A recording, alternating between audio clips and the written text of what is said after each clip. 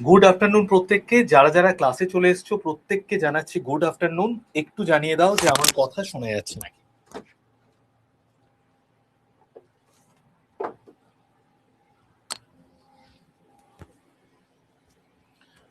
একটু জানিয়ে দাও যে আমার কথা শোনা যাচ্ছে নাকি।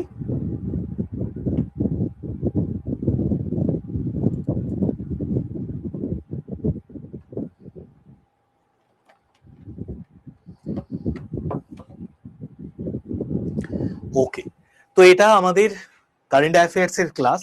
এখানে আমরা উইকলি কারেন্ট অ্যাফেয়ার্স কভার করি। এই সপ্তাহের ইম্পর্টেন্ট কারেন্ট অ্যাফেয়ার্স গুলো আমি কভার করব, ঠিক আছে? তো আজকে ক্লাস হবে এবং কালকের ক্লাসটা আমি অফ রেখেছি। কালকে তোমরা অনেকেই পরীক্ষা দিতে যাবে, কালকে যেহেতু ডব্লিউবিসিএস পরীক্ষা আছে, তো কালকের ক্লাসটা আমি ওই জন্য অফ রেখেছি। আবার তোমাদের কালকের ক্লাসটা আমি মঙ্গলবার দিন সকালবেলা 9টার দিকে নিয়ে নেব, ঠিক আছে? চলো তো শুরু করা যাক আজকের ক্লাস। যারা যারা ক্লাসে চলে এসছো প্রত্যেককে জানাচ্ছি গুড আফটারনুন। এখন আমাদের বর্তমান যিনি উচ্চ শিক্ষামন্ত্রী হয়েছেন তার নাম কি? প্রথমে আমরা তার নামটা জেনে নিই। যিনি আমাদের বর্তমান উচ্চ শিক্ষামন্ত্রী হয়েছেন, যিনি আমাদের বর্তমান উচ্চ শিক্ষামন্ত্রী হয়েছেন তার নাম কি?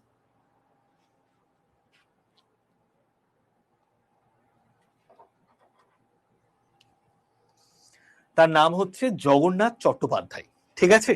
বর্তমান যিনি উচ্চ শিক্ষামন্ত্রী হয়েছেন তার নাম জগন্নাথ চট্টোপাধ্যায়, ঠিক আছে? আর যিনি মাধ্যমিক স্তরের শিক্ষামন্ত্রী হয়েছেন তার নাম কি? মাধ্যমিক স্তরের শিক্ষামন্ত্রী যিনি হয়েছেন তার নাম?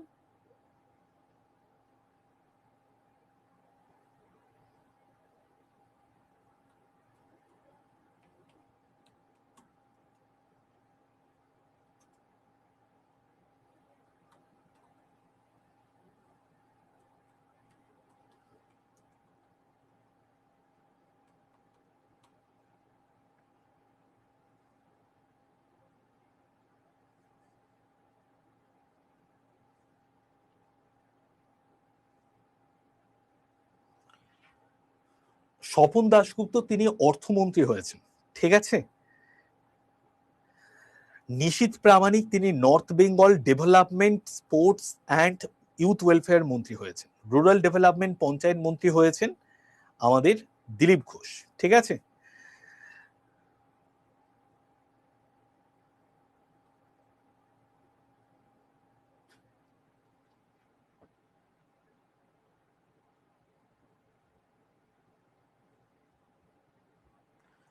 স্যার কাল আপনাকে 6 জুন কারেন্ট অ্যাফেয়ার্স এর একটা কোয়ারি আমি রিসিভ করিনি, বলতে আমি হয়তো ফোনটা ধরতে পারিনি, প্রচুর ফোন আসে তো তার জন্য। চলো তো দেখো, উচ্চশিক্ষার তুমি এখানে বলো, আমি তোমাকে ডাউট ক্লিয়ার করে দিচ্ছি। কি প্রবলেম হয়েছে আমাকে বলো, আমি ডাউট ক্লিয়ার করে দিচ্ছি। তো তো দেখো, উচ্চশিক্ষার এখন বর্তমান যিনি মন্ত্রী তিনি হচ্ছেন জগন্নাথ চট্টোপাধ্যায়। আচ্ছা, আমাদের প্রধানমন্ত্রী নরেন্দ্র মোদী তিনি হয়ে গেছেন গোটা দেশের মধ্যে দীর্ঘকালীন দায়িত্ব পালনকারী প্রধানমন্ত্রী।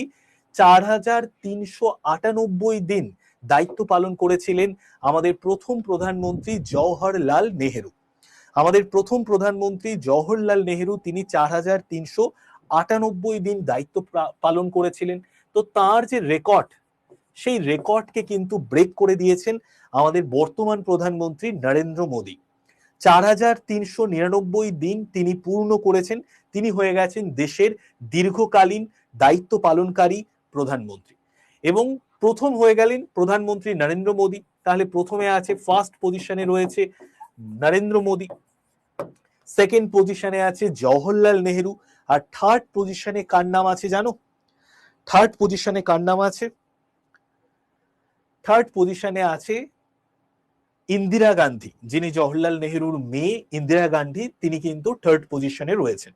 আর তারপরে ফোর্থ পজিশনে আছেন মনমোহন সিং, আর ফিফথ পজিশনে আছেন যিনি, তার নাম হচ্ছে, ফিফথ পজিশনে কে আছেন বলো? ফার্স্টে আছে নরেন্দ্র মোদী, সেকেন্ড পজিশনে আছেন আমাদের জওহরলাল নেহেরু, থার্ড পজিশনে আছেন ইন্দিরা গান্ধী, ফোর্থ পজিশনে আছেন মনমোহন সিং, আর ফিফথ পজিশনে আছেন যিনি জয় জওয়ান জয় কিষান জয় বিজ্ঞান বলেছিলেন, অটল বিহারী বাজপেয়ী। Very good. তো পাঁচজন আমরা পরপর দেখে নিলাম যারা প্রধানমন্ত্রী হিসেবে,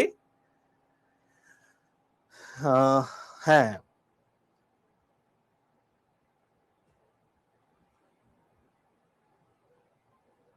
না না, ওটা খলিলুর রহমান হবে, ঠিক আছে, ওটা খলিলুর রহমান হবে। আমি যদি ভুল করেও করে থাকি, ওটা খলিলুর রহমানই হবে। ওকে ঈপ্সিতা, বা পিপিটির মধ্যে হয়তো ভুল করে আমি দাগ দিয়ে দিয়েছি অন্য জায়গায়, কিন্তু ওটা খলিলুর রহমানই হবে, ঠিক আছে। চলো, তাহলে বুঝতে পারলে, প্রথমে আছে নরেন্দ্র মোদী, সেকেন্ড পজিশনে আছে জওহরলাল নেহেরু, থার্ড পজিশনে আছে ইন্দিরা গান্ধী, ফোর্থ পজিশনে মনমোহন সিং, ফিফথ পজিশনে অটল বিহারী বাজপেয়ী। নেক্সট দেখো, কংগ্রেচুলেশন জানিয়ে দিয়েছেন আমাদের প্রধানমন্ত্রী নরেন্দ্র মোদীকে জর্জিয়া মেলোনি, যিনি হচ্ছেন ইতালির প্রাইম মিনিস্টার। নেক্সট কোশ্চেন দেখো,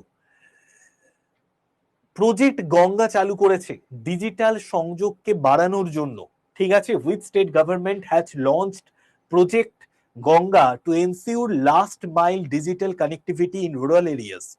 তো রুরাল এরিয়াগুলোতে ডিজিটাল কানেক্টিভিটি বাড়ানোর জন্য যে রাজ্য সরকার গ্রামীণ এলাকায় ডিজিটাল সংযোগকে বাড়ানোর জন্য প্রজেক্ট গঙ্গা চালু করেছে, সেই রাজ্য সরকারের নাম কি?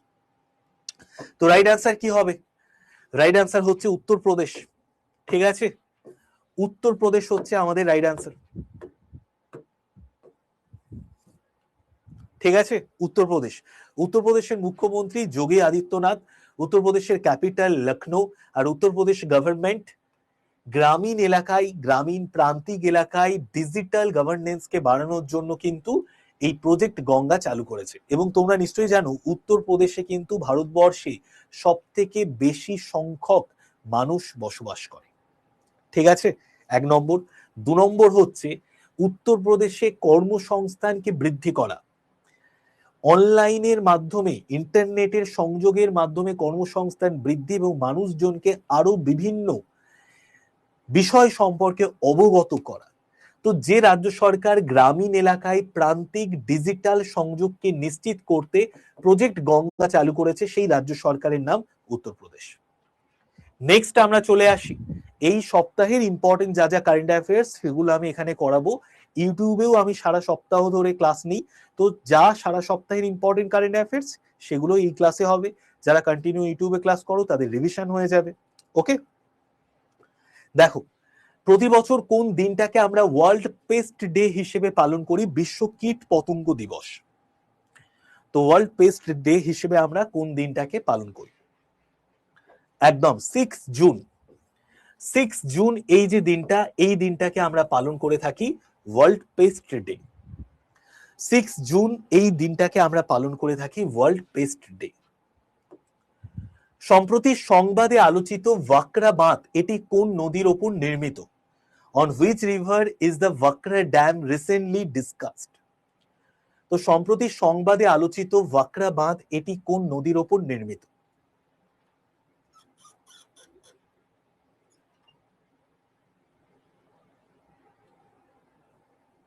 তো সুতলেজ বলে যে নদীটা আছে জম্মু কাশ্মীরে, সেইখানে নদীর ওপর কিন্তু ভাকরা ড্যামটা নির্মিত। এটা অনেকদিন পর্যন্ত বন্ধ ছিল, আবার ওপেন হচ্ছে, তার জন্য এটি খবর এসছে।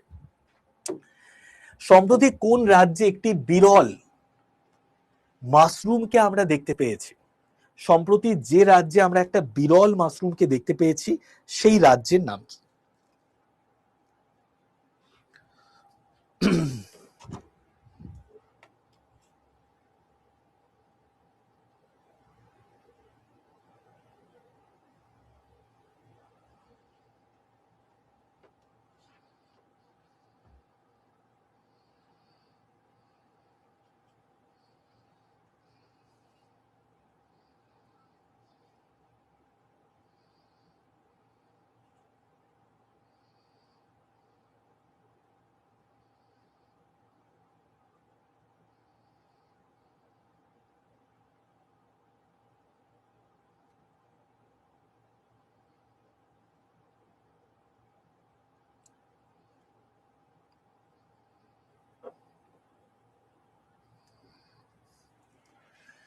দেখো, সম্প্রতি আমরা যে রাজ্যে একটা বিরল মাশরুমকে দেখতে পেয়েছি সেই রাজ্যের নাম হচ্ছে আসাম, সিকিম, অরুণাচল প্রদেশ। অরুণাচল প্রদেশ হচ্ছে রাইট আনসার। না, আসাম।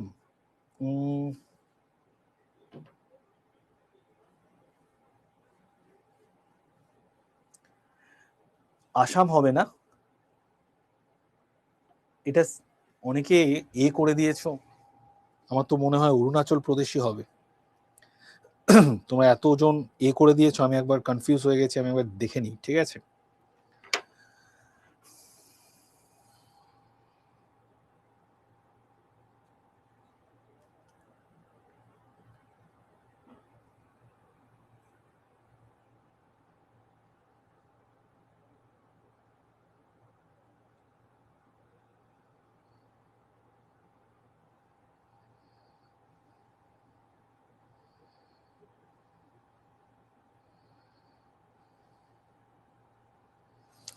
ঠিকই বলেছি, অরুণাচল প্রদেশ হয়ে যাবে রাইট আনসার, ঠিক আছে? অনেকে একদম আসাম আসাম করে দিয়েছো।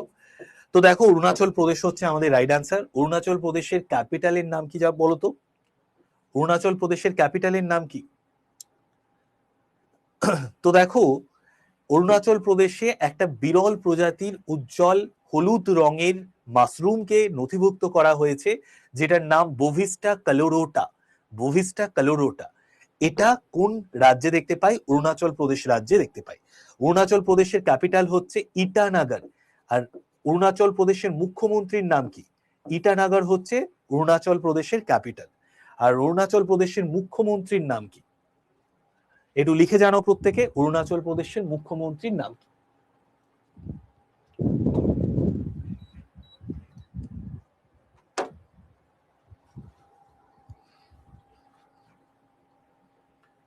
তো রাইট অ্যান্সার হচ্ছে আমাদের কিবিথু। ওকে, কিবিথু হচ্ছে রাইট অ্যান্সার। বলছি মুখ্যমন্ত্রী প্রেমা খান্দু। আর কিবিথু হচ্ছে অরুণাচল প্রদেশ, মানে আমাদের ভারতবর্ষের একদম পূর্বতম একটা বিন্দু রয়েছে, যেটা কিন্তু অরুণাচল প্রদেশে অবস্থিত, যেটার নাম কিবিথু। আর অরুণাচল প্রদেশের মুখ্যমন্ত্রী প্রেমা খান্দু। ওকে, নেক্সট আমরা চলে আসি। এটা খুব ভালো একটা question, very important question. SIPRI yearbook অনুযায়ী, সিপ্রি ইয়ারবুক অনুযায়ী 2025 সালে সামরিক ব্যয়ে ভারতের অবস্থান কত?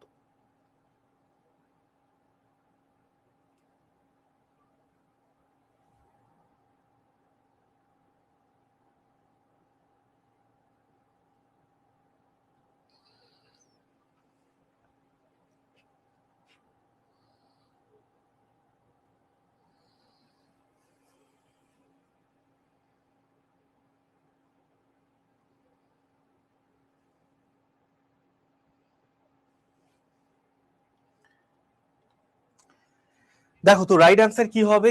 সিপ্রি ইয়ারবুক অনুযায়ী 2025 সালে বৈশ্বিক সামরিক ব্যয়, what is the India position in global military spending in 2025? তো অনেকেই রাইট আনসার দিয়েছো, ফিফথ হয়ে যাবে আমাদের রাইট আনসার।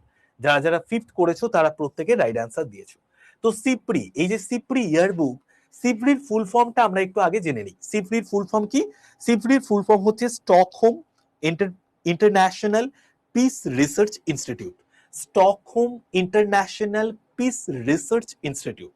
তো Stockholm International Peace Research Institute এটা প্রতিষ্ঠিত হয়েছিল 1966-এ এবং এটার সদর দপ্তর কোথায়? এটার সদর দপ্তর সুইডেনের স্টকহোমে। ঠিক আছে, সুইডেনের স্টকহোমে এটার সদর দপ্তর রয়েছে, সুইডেনের স্টকহোমে। তো Stockholm International Peace Research institute হচ্ছে আমাদের এই সিপ্রির ফুল ফর্ম, যেটা 1966-এ প্রতিষ্ঠিত হয়েছিল। এবার এটি কি কাজ করে? এটা গোটা বিশ্বব্যাপী ইয়ারবুক প্রকাশ করে, যে ইয়ারবুকের মধ্যে বিভিন্ন দেশের সামরিক ব্যয় থাকে, আন্তর্জাতিক অস্ত্র বাণিজ্য সম্পর্কে তথ্য থাকে, পারমাণবিক অস্ত্র ভান্ডার কোন দেশের কতটা রয়েছে সেটা সম্পর্কে আমরা ইয়ারবুক থেকে জানতে চাই, সিপ্রি ইয়ারবুক থেকে। এবং বিভিন্ন রকম নিরস্ত্রীকরণ বা অস্ত্র নিয়ন্ত্রণ রিলেটেড বিভিন্ন কার্যকলাপ যেগুলো কিন্তু সিপ্রি ইয়ারবুকের মধ্যে থাকে। তো সেই সিপ্রি ইয়ারবুক থেকে আমরা জানতে পেরেছি গোটা পৃথিবীর মধ্যে ভারতবর্ষ 2025 সালে গ্লোবাল মিলিটারি স্পেন্ডিং এর দিক থেকে ফিফথ পজিশনে ছিল। ঠিক আছে, ফিফথ পজিশনে ছিল। ঠিক আছে,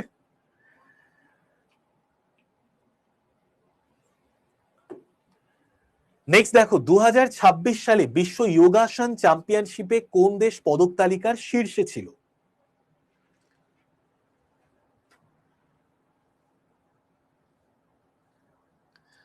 2026 সালে বিশ্ব যোগাসন চ্যাম্পিয়নশিপে কোন দেশ পদক তালিকার শীর্ষে ছিল? Bharat, Nepal, Japan, Argentina. তো রাইট আনসার কি হবে? Which country top the medal tally at the 2026 world যোগাসন চ্যাম্পিয়নশিপ? রাইট আনসার হচ্ছে আমাদের ইন্ডিয়া, ভারত। 2026 সালে বিশ্ব যোগাসন চ্যাম্পিয়নশিপে যে দেশ পদক তালিকার শীর্ষে ছিল সেই দেশের নাম হচ্ছে ইন্ডিয়া, ভারত। ঠিক আছে, 2026 সালে বিশ্ব যোগাসন চ্যাম্পিয়নশিপে যে দেশ পদক তালিকার শীর্ষে ছিল তার নাম হচ্ছে ইন্ডিয়া। এবার দেখো ইন্ডিয়া প্রায় অনেকগুলো গোল্ড মেডেল পেয়েছে। ফার্স্টে ইন্ডিয়া ছিল, সেকেন্ডে জাপান ছিল, থার্ডে আর্জেন্টিনা ছিল। ঠিক আছে, সেকেন্ড পজিশন ছিল জাপানের, সেকেন্ড পজিশন ছিল জাপানের, আর্জেন্টিনা ছিল থার্ড পজিশনে। ঠিক আছে, নেক্সট দেখো 2026 সালে which city will host the 2026 BRICS agriculture summit? তো 2026 এর যে ব্রিক্স এগ্রিকালচার সামিট এটা কোন শহর আয়োজন করেছে? 2026 এর যে ব্রিক্স এগ্রিকালচার সামিট এটি কোন শহরে আয়োজন করা হয়েছে?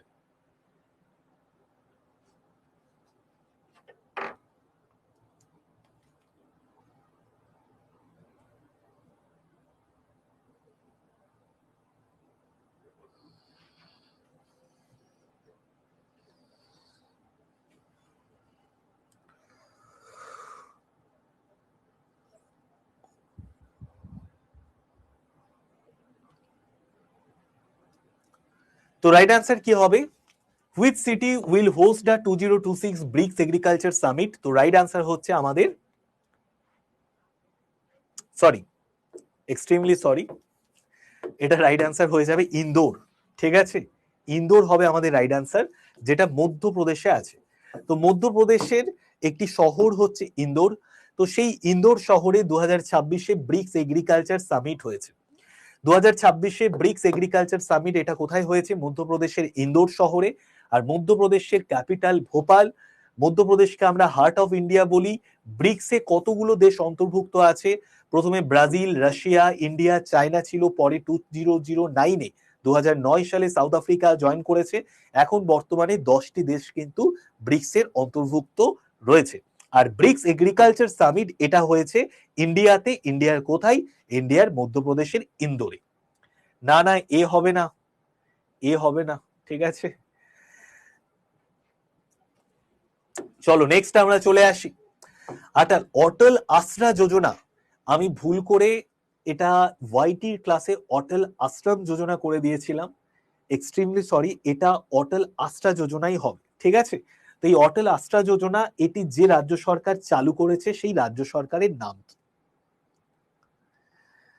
যারা শিডিউল ট্রাইবস লোকজন রয়েছে, শিডিউল কাস্ট লোকজন রয়েছে, তাদেরকে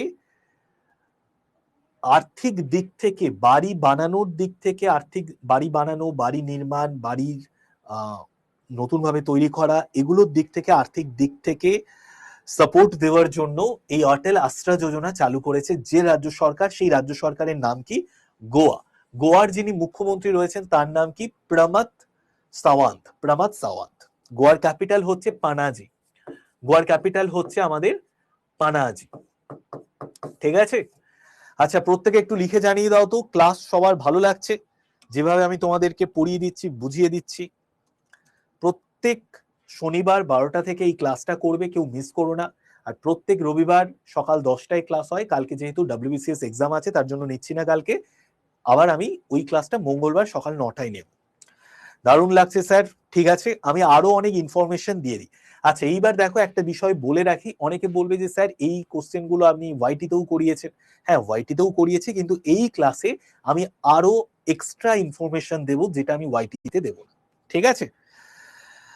কিছু টিপস দেবেন, দেখো টিপস দেওয়া বলতে কালকে পরীক্ষা, আজকে একদম মাথা ঠান্ডা রাখো, কোনো দিকে তাকিও না, আজকের দিনটা ভালো করে রিভিশন করে নাও, যা যা পারছো যতটা পারছো ভালো করে পর্যাপ্ত পরিমাণে ঘুমিয়ে নাও, ভালো খাবার দাবার খাও, নিজেকে খানিকটা হালকা মেজাজে রাখো, কিছু যোগা মেডিটেশন করো, ঠিক আছে? আর ভালো করে কালকে পরীক্ষা দাও, ওকে? অবশ্যই পিডিএফ পাবে, কোনো চিন্তা করো না। কোথা থেকে কোন বই থেকে কারেন্ট অ্যাফেয়ার্স পড়বে আমি ক্লাসের শেষটাই বলে দিচ্ছি। স্যার সিএতে কিভাবে মজা আসবে? মজা যখন তুমি জানার আগ্রহ প্রকাশ করবে যে কোথায় দেশের কি ঘটছে, গোটা পৃথিবীতে কি ঘটছে, কোন সরকার কি প্রকল্প নিয়ে এলো, এগুলো জানার প্রতি যখন তোমার ইন্টারেস্ট চলে আসবে তখন ইজিলি সি এর প্রতি একটা ইন্টারেস্ট চলে আসবে। আচ্ছা, কারেন্ট অ্যাফেয়ার্স এর আমরা একটা বই বের করব, আমি অলরেডি বইটার কাজকর্ম শুরু করেছি। 6 মাসের কারেন্ট অ্যাফেয়ার্স এর একটা বই বেরোবে, সেটা 27 জুন, তোমাদের আগে সব থেকে আগে জানিয়ে দিলাম। 27 জুন কারেন্ট অ্যাফেয়ার্স এর 6 মাসের একটা হাফ ইয়ারলি বই বেরোচ্ছে। পিডিএফ কোথায় পাবে তোমাদের বন্ধুদের একটু বলবো, পিডিএফ কোথায় পাবে একটু বলে দেওয়ার জন্য। Next question, world recognise day এটা আমরা কোন দিন পালন করি? ওয়ার্ল্ড রেকগনাইজ ডে এটা আমরা কোন দিন পালন করি?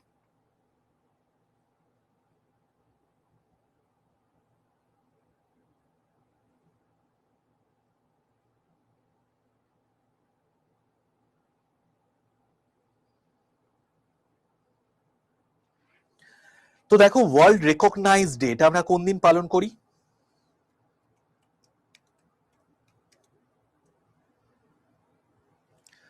9th জুন, ওকে? 9th জুন, ঠিক আছে? তো এই যে দিনটা, এই দিনটা আমরা কেন পালন করি? এই দিনটা পালন করার একটা নির্দিষ্ট উদ্দেশ্য রয়েছে।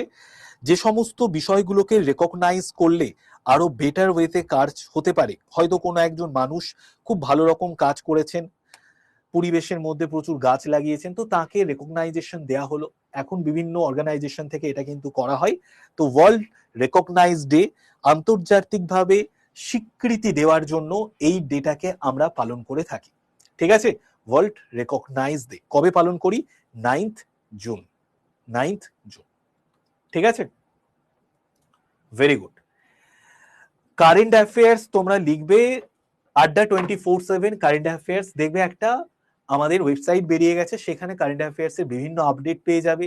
আমাদের আড্ডা 24/7 বেঙ্গলি চ্যানেলে ডেলি 8টার সময় ক্লাস হয়, সেখান থেকে কারেন্ট অ্যাফেয়ার্স করতে পারবে। তাছাড়া এই ক্লাস থেকে তো প্রতি শনিবার রবিবার কারেন্ট অ্যাফেয়ার্স করছো। আমার ক্লাস আড্ডা 24/7 বেঙ্গলি চ্যানেলে হয় প্রতিদিন সকাল 8টায়। নেক্সট এবার আমরা চলে আসি, the world tallest submerged human pillar was built in which state by union territory?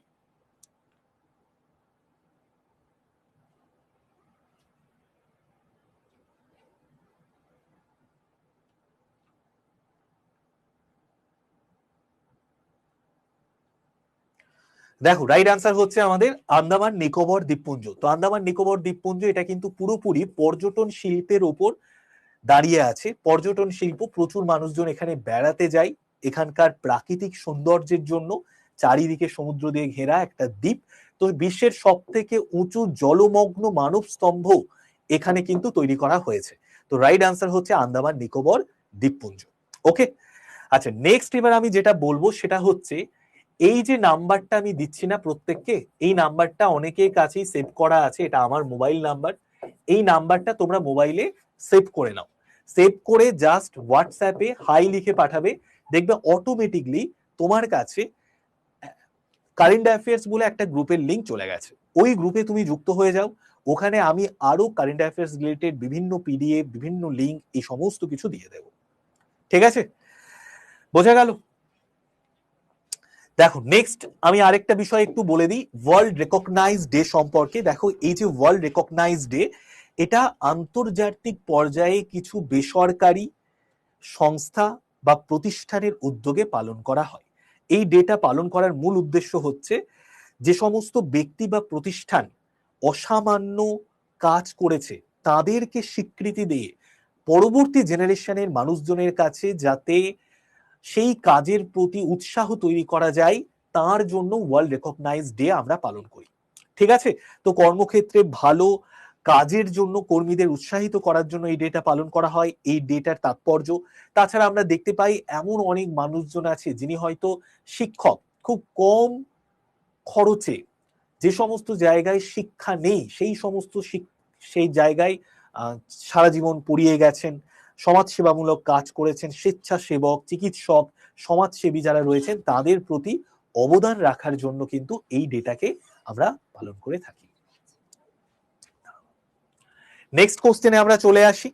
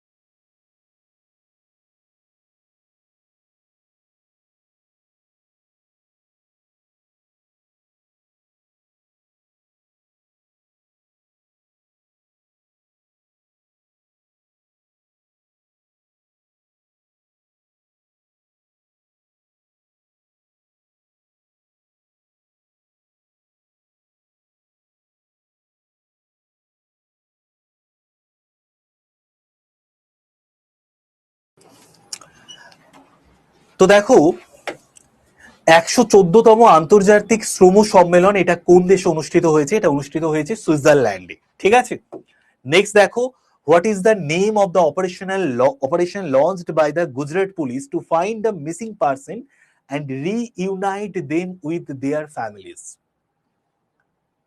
CA group full sir, sorry sorry sorry, ঠিক আছে,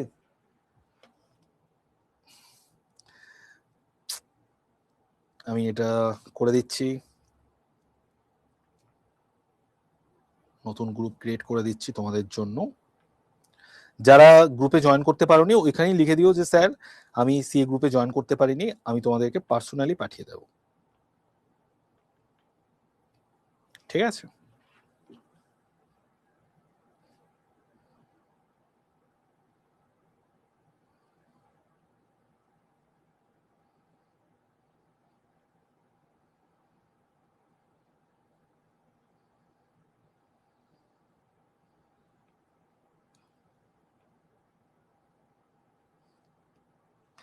দেখো কি হবে রাইট অ্যান্সার।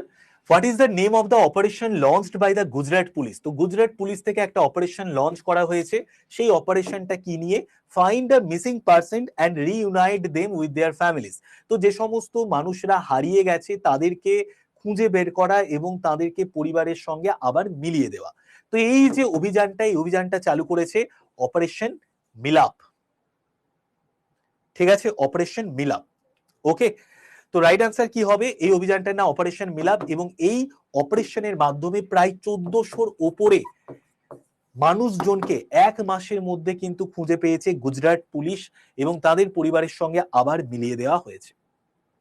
স্যার জিকের যে কোনো বইটা বেস্ট? এই ইয়ারে এসএসসি এমটিএস আপনাদের ব্যাচ কিনেছিলাম।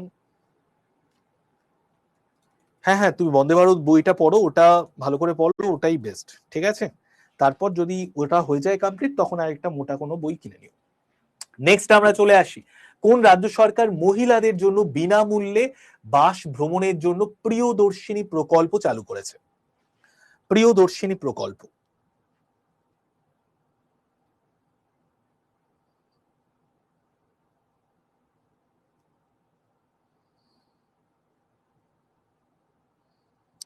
কি হবে রাইট অ্যান্সার? দেখো, আমাদের রাজ্যেও কিন্তু রাজ্য সরকার মহিলাদের জন্য একটা নতুন প্রকল্প চালু করেছে, যেটা এই প্রিয়দর্শিনী প্রকল্পের মতোই, কিন্তু এই প্রকল্পটা চালু করছে আমাদের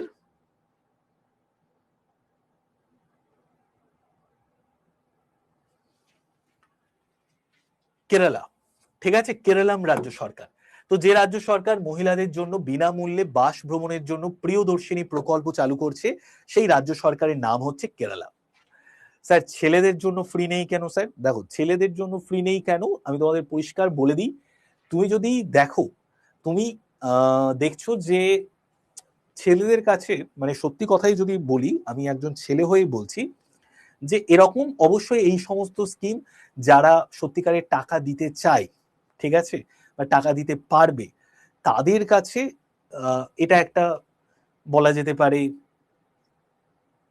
না করাই ভালো। ঠিক আছে, কিন্তু এরকম অনেকজনকেই দেখা যায়, ধরো কেউ একজন 25,000 স্যালারির চাকরি করছে, বা 30,000 স্যালারির চাকরি করছে, বা কেউ একজন হয়তো 35,000 স্যালারির চাকরি করছে। এবার সে হয়তো একজন মহিলা, সে হয়তো হাওড়া থেকে কোনো একটা এসি বাস করে কোথাও যাচ্ছে, তো সেখানে তার এসি বাসে যাওয়ার জন্য 35, 70 করে টাকা লাগে প্রতিদিন, তো সেটা তার বেঁচে যাচ্ছে। ওকে, এবার ছেলেদের কাছে কি বলতো, এখনো পর্যন্ত আমাদের সোসাইটিতে, আমাদের ইন্ডিয়ান সোসাইটিতে ছেলেরা কিন্তু মেয়েদের থেকে অনেক বেশি সুযোগ সুবিধা, বেনিফিট, পড়াশুনো থেকে চাকরির ক্ষেত্রে সমস্ত জায়গাতে পায়।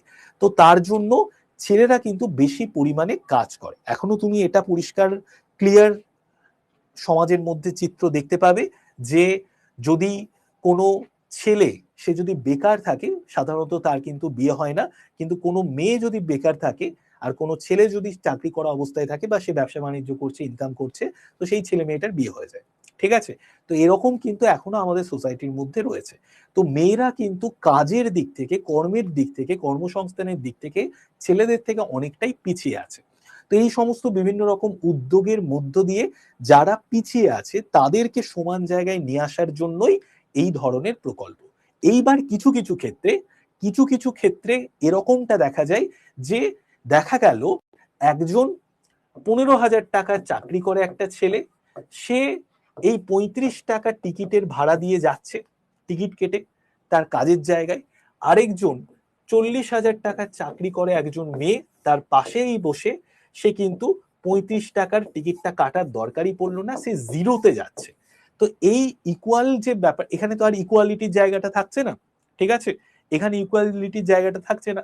তো তার জন্য এটা একটা মানুষের কাছে কোশ্চেন চিহ্ন হয়ে দাঁড়ায়। কিন্তু তোমাকে লজিক অনুযায়ী দেখতে হবে, লজিক অনুযায়ী তো ওরকম ভাবে ডিস্ট্রিবিউশন করা নেই। লজিক অনুযায়ী এভাবেই ডিস্ট্রিবিউট করা আছে যে যারা মেয়েরা, তারা যাতে কর্মসংস্থানের সুযোগ পায় এবং তারা যাতে কাজের প্রতি আগ্রহ প্রকাশ করে। ঠিক আছে, ধরো আমি তোমাকে বিষয়টা বোঝাচ্ছি, এটাতে আমি একটু টাইম নিচ্ছি যেহেতু এই কোশ্চেনটা করে দিয়েছো।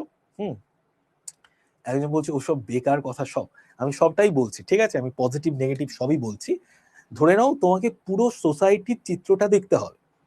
ঠিক আছে, পুরো সোসাইটির চিত্রটা দেখতে হবে। সেখানে তুমি যদি গুগলে সার্চ করো, তুমি যদি দেখো, বেশিরভাগ ছেলেরা তারা একটা কাজের সঙ্গে যুক্ত থাকে। গ্রামের দিকে তুমি দেখবে প্রচুর মেয়েরা আছে যারা কোনো কাজের সঙ্গে কিন্তু যুক্তই নয়। তো আমাদের দেশের যদি দেখো আমাদের দেশের প্রায় বলতে পারো 50% মহিলা আছে, 50% পুরুষরা আছে। তো এই 50%-এর মধ্যে তুমি হয়তো দেখবে 45% কোনো না কোনো কাজের সঙ্গে যুক্ত। তো এই 45% ছেলেদের মধ্যে থেকে ধরে নাও, আমি নর্মালি বলছি 45% মানুষ তারা আমাদের কোনো না কোনো একটা সার্ভিসের সঙ্গে যুক্ত। আর এই 50-র মধ্যে দেখা যাবে হয়তো 15% মহিলা তারা কোনো না কোনো কাজের সঙ্গে যুক্ত। তো আমরা আমাদের দেশের প্রায় বলা যেতে পারে, নর্মালি আমি বলছি 35% মানুষকে কোনো সার্ভিসের সঙ্গে যুক্ত করতে পারছি না। তারা বাড়িতেই আছে, তারা বাড়ির কাজকর্ম করছে, তারা বাড়ির মধ্যেই থাকছে। তো এই যে 35% মানুষের যে এনার্জি, সেটাকে কিন্তু আমরা কোনোভাবে লাগাতে পারছি না। তো এই 35% মানুষ যাতে কাজের আরো বেশি করে সুযোগ পায়, তার জন্য শুধু এরকম প্রিয়দর্শিনী বলে প্রকল্প নয়, তুমি যদি দেখো আমাদের রাজ্য সরকারের আরো বিভিন্ন রকম প্রকল্প আছে। আমাদের আগের যে রাজ্য সরকার ছিল সেই রাজ্য সরকারও কন্যাশ্রী থেকে শুরু করে আরো বিভিন্ন রকম যে প্রকল্প মেয়েদের সুবিধার জন্য, সেগুলো কিন্তু দিয়েছে। এবং ভারত সরকারের পক্ষ থেকেও বেটি বাঁচাও বেটি পড়াও, মেয়েদের জন্য যারা মহিলা এন্টারপ্রেনার রয়েছে তাদের জন্য প্রচুর পরিমাণে সুযোগ সুবিধা কিন্তু দেওয়া হচ্ছে। তার লজিকটা এটাই। বোঝা গেল?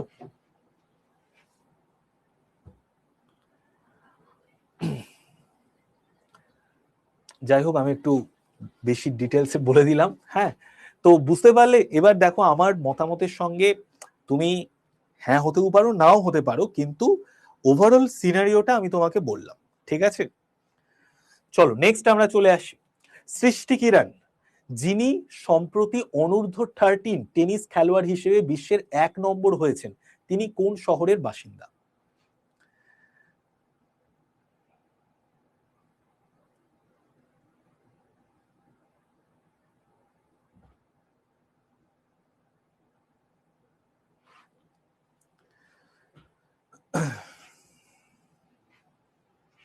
হ্যাঁ, এবার যারা গভর্নমেন্ট জব করে তাদের কেন দেবে? ডেফিনেটলি এটা তো আমি একদমই অস্বীকার করব না যে যারা গভর্নমেন্ট জব করে তারা কেন কোনো সরকারি স্কিমের সুবিধা পাবে।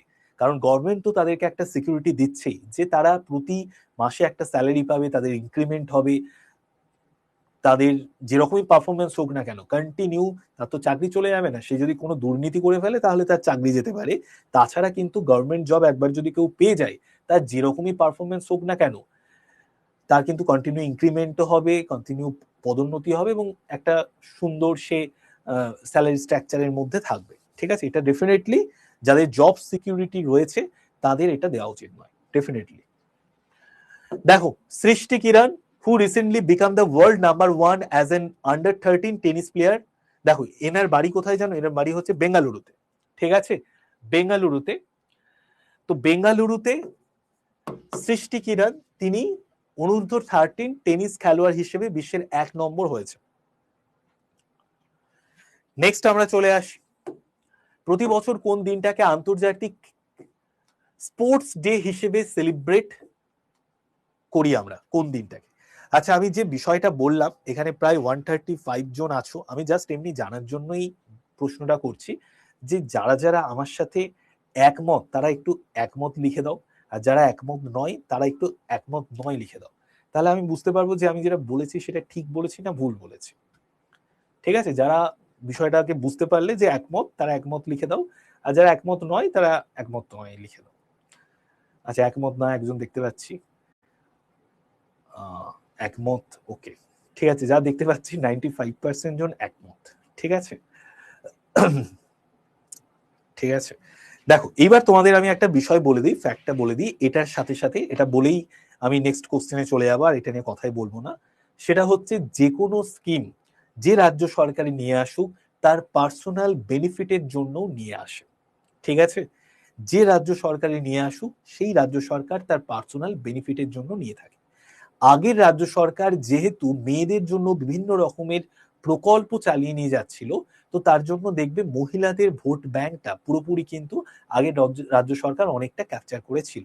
তো সেই জায়গাটাকে যাতে ভেঙে ফেলা যায় তার জন্য কিন্তু মহিলাদের বিশেষ কিছু স্কিম বেনিফিট দেওয়ার প্রবণতা এই রাজ্য সরকার রেখেছে। ওকে, চলো, what day international sports day এটা আমরা কোন দিন পালন করি? ঠিক আছে, তো এটা আমরা পালন করি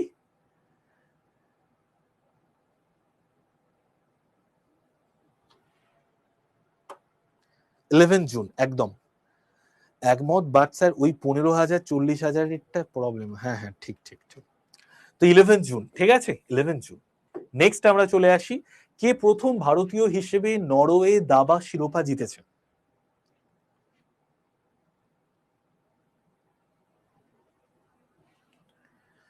রাইট অ্যান্সার হচ্ছে আমাদের who become the first Indian to win the Norway chess title. দেখো নরওয়েন চেস টাইটেল জিতেছেন আর প্রজ্ঞানন্দা। আর প্রজ্ঞানন্দা তিনি নরওয়ে চেস টাইটেল জিতেছেন।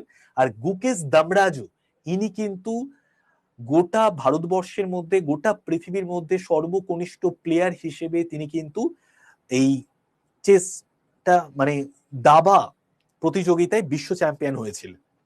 তো গুকেশ দামরাজু তিনি হচ্ছেন বিশ্ব চ্যাম্পিয়ন সর্বকনিষ্ঠ দাবাড়ু হিসেবে। আর প্রজ্ঞানন্দা এনার এখন বয়স 20, ঠিক আছে। তো তিনি প্রথম ভারতীয় হিসেবে নরওয়ে দাবা শিরোপা জিতেছেন, নরওয়ে দাবা চেসে জিতেছেন। আর গুকেশ দামরাজু যখন 18 বছর বয়স ছিল 2024 সালের ডিসেম্বরে তিনি হয়ে গেছেন গোটা ওয়ার্ল্ডের মধ্যে সর্বকনিষ্ঠ ব্যক্তি যিনি দাবাড়ু হিসেবে বিশ্ব চ্যাম্পিয়ন হয়েছে। AC Shrihari associated with the recently, AC Shrihari তিনি মারা গেছেন, তিনি কিসের সঙ্গে যুক্ত ছিলেন? এসি শ্রীহরি তিনি মারা গেছেন, তিনি কিসের সঙ্গে যুক্ত ছিলেন?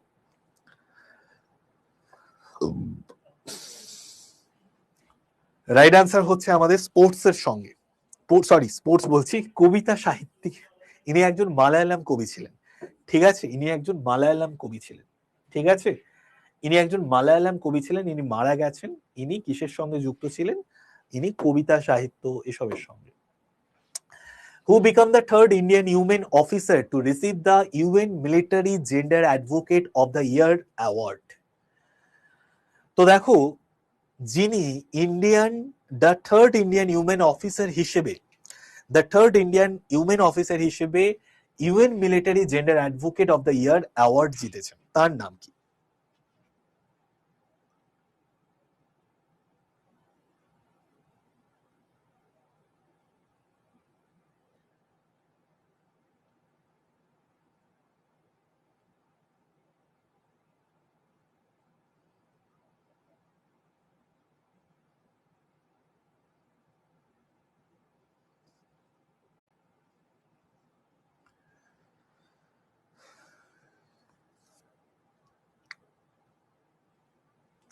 দেখো কি হবে right answer, major Abhilasha Barak. Okay, major Abhilasha Barak তিনি ইউএন থেকে, ইউনাইটেড নেশনস থেকে military gender advocate of the year award পেয়েছেন, ঠিক আছে। নেক্সট দেখো, ভারত মার্কিন সেনার কর্মকর্তাদের নিয়ে একটা আলোচনা হয়েছে যেটা 29তম এডিশন বা 29তম সংস্করণ, এটা কোথায় অনুষ্ঠিত হয়েছে? আড্ডার সিএ বুক লাস্ট 3 মান্থের এটা আসবে 27 জুন, ঠিক আছে, লাস্ট 3 মান্থের যে সিএ বইটা সেটা আসছে 27 জুন। তো 27 জুন তোমরা রেডি হয়ে থেকো, আড্ডার এই বইটা আসছে। ওকে, দেখো where was the 29th edition of the India US Army Officer Dialogue? তো রাইট অ্যান্সার হচ্ছে আমাদের একদম নিউ দিল্লি, ক্যালিফোর্নিয়া, চেন্নাই, হাওয়াই। তো রাইট অ্যান্সার কি হবে? হাওয়াই হচ্ছে আমাদের রাইট অ্যান্সার, হাওয়াই, ঠিক আছে, হাওয়াই। নেক্সট আমরা চলে আসি, ম্যাঙ্গো ম্যাজিক ফেস্টিভ্যালের দ্বিতীয় সংস্করণ কোন দেশে অনুষ্ঠিত হয়েছে? ম্যাঙ্গো ম্যাজিক ফেস্টিভ্যালের দ্বিতীয় সংস্করণ এটি কোন দেশে অনুষ্ঠিত হয়েছে? দেখো এই যে গরমকালে আমাদের প্রচন্ড গরম পড়ে গেছে এবং এইবার কিন্তু প্রচুর আম হয়েছে, ঠিক আছে, প্রচুর আম হয়েছে, তাই না, প্রচুর আম হয়েছে। তো আম খেতে সবাই ভালোবাসি। এবার দেখো আমেরিকার লোকজন আম খেতে ভালোবাসে, তো তার জন্য ম্যাঙ্গো ম্যাজিক ফেস্টিভ্যাল হয়েছে, আমাদের ভালো ভালো আমগুলোকে রপ্তানি করা হয়েছে বিদেশে, আমেরিকাতে। তো দেখো এই যে mango festival, mango magic festival, এটা কোথায় হয়েছে? এটা হয়েছে আমাদের মার্কিন যুক্তরাষ্ট্রে। জিকেতে কত টাইম দেওয়া উচিত, কোন সাবজেক্ট বেশি পড়া উচিত? দেখো জিকের জন্য আমি তোমাদের বলবো যে একটা একটা করে সাবজেক্ট স্টার্ট করো। ধরে নাও প্রথমে তুমি স্ট্যাটিক জিকে স্টার্ট করলে, তো তুমি পুরো এক সপ্তাহ 3 ঘন্টা করে স্ট্যাটিক জিকেতে দিয়ে দাও, তাহলে 7 দিন 3 ঘন্টা করে 21 ঘন্টা দিলে স্ট্যাটিক জিকেটা মোটামুটি বেশ ভালো রকম রেডি হলো। তারপর তুমি হিস্ট্রি স্টার্ট করে দাও, 3 ঘন্টা করে হিস্ট্রি দিয়ে দাও, ঠিক আছে। তো দেখো প্রথমে স্ট্যাটিক জিকে রেডি হয়ে গেল, স্ট্যাটিক জিকেটাকে রিভিশনে রেখে হিস্ট্রি স্টার্ট করে দাও। তারপর এক সপ্তাহ হিস্ট্রি পড়ার পর স্ট্যাটিক জিকে হিস্ট্রিটাকে রিভিশনে রেখে পলিটির ইম্পর্টেন্ট চ্যাপ্টার গুলো স্টার্ট করে দাও। এভাবে একটা একটা করে পড়ো, তাহলে দেখবে খুব ভালো করে তৈরি হতে পারবে।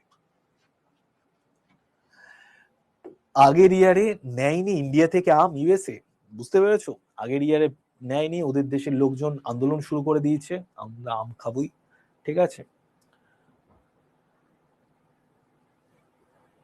কি বলছে অর্পিতা? বলছে হ্যাঁ, হায় হায় আমাদের দেশ থেকে সব চলে গেল। আরে আমাদের দেশ থেকে চলে যাবে কি, রপ্তানি হচ্ছে মানে ওখান থেকে বৈদেশিক মুদ্রা অর্জন হচ্ছে, আম আমাদের দেশে বেশি আছে বলেই রপ্তানি হচ্ছে, তাই না? তো এটা কোনো চিন্তার কিছু কারণ নেই যে চলে গেল। আচ্ছা ঠিক আছে, আম অনেকে খেতেও ভালোবাসে না যা দেখছি। দেখো এটা হচ্ছে নতুন আবিষ্কৃত একটা মাছের প্রজাতি, ঠিক আছে, সাপেল। নেক্সট আমরা আর 3টে কোশ্চেন করে নেব।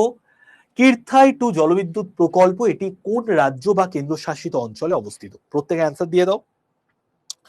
কিরথাই 2 জলবিদ্যুৎ প্রকল্প এটা কোন রাজ্য বা কেন্দ্রশাসিত অঞ্চলে অবস্থিত?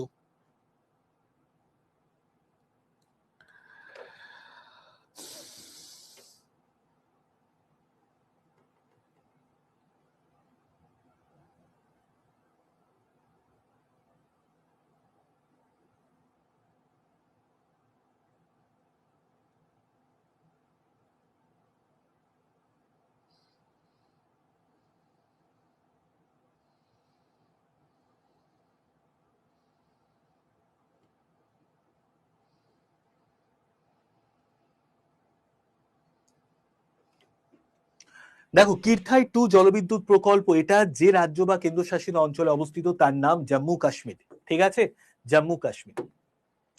কোন টেনিস খেলোয়াড় 2026 সালে ফ্রেঞ্চ ওপেন জিতেছেন? তো which tennis player win the 2026 French open? তো রাইট আনসার কি হবে? Carlos Alcaraz, Alexander Zverev. তো আলেকজান্ডার জাভেরেভ। যে টেনিস খেলোয়াড় 2026 সালে ফ্রেঞ্চ ওপেন জিতেছেন তার নাম আলেকজান্ডার জাভেরেভ।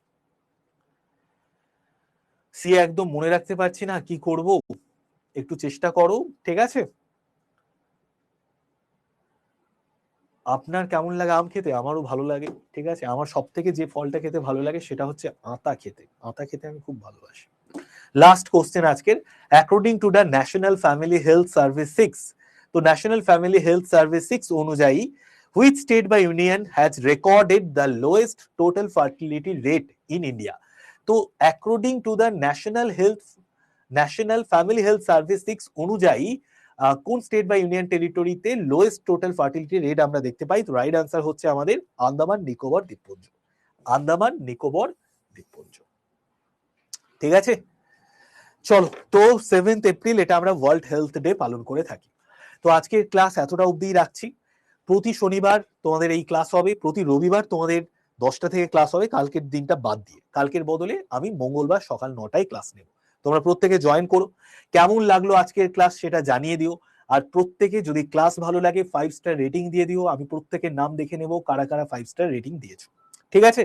আচ্ছা এরপর দেখো, তোমাদের আরো একবার লিখে দিচ্ছি, এই নাম্বারটা প্রত্যেকে মোবাইলে সেভ করে নিও। এই নাম্বারটা হচ্ছে ভেরি ইম্পর্টেন্ট, নাম্বারটা সেভ করে হোয়াটসঅ্যাপে হাই লিখে পাঠাবে, তোমাদের কাছে গ্রুপের লিংক চলে যাবে। ফার্স্ট গ্রুপে জয়েন করবে, কারেন্ট অ্যাফেয়ার্স গ্রুপ, ওখানে তুমি সমস্ত রকম ইম্পর্টেন্ট তথ্য ওই বইয়ের গ্রুপের মধ্যে পেয়ে যাবে, ঠিক আছে। আচ্ছা এরপর দেখো, যেটা আমি তোমাদের বলবো সেটা হচ্ছে আমাদের বেশ কয়েকটা কিন্তু ইম্পর্টেন্ট বই বেরিয়েছে, যেরকম আমাদের গ্রাম পঞ্চায়েতের বই, প্র্যাকটিস সেট বই, যেটা খুব ইম্পর্টেন্ট। আর 27 জুন তোমাদের জন্য 3 মাসের one of the best current affairs এর বই নিয়ে আসছি।